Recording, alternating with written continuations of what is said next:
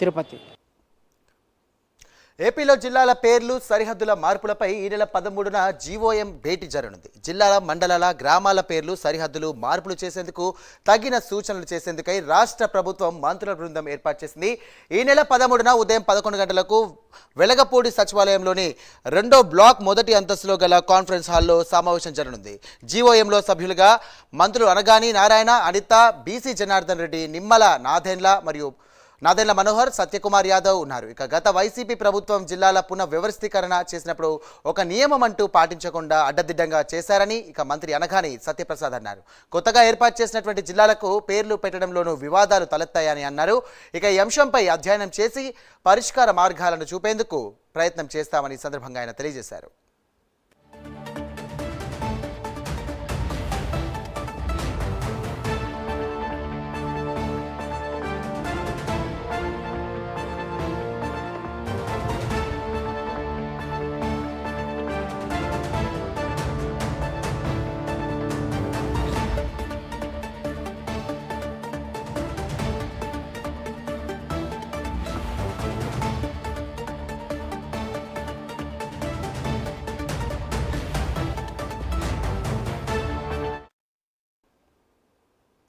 విజయవాడ శ్రీ కనకదుర్గ అమ్మవారి ఆలయాన్ని ఎమ్మెల్యే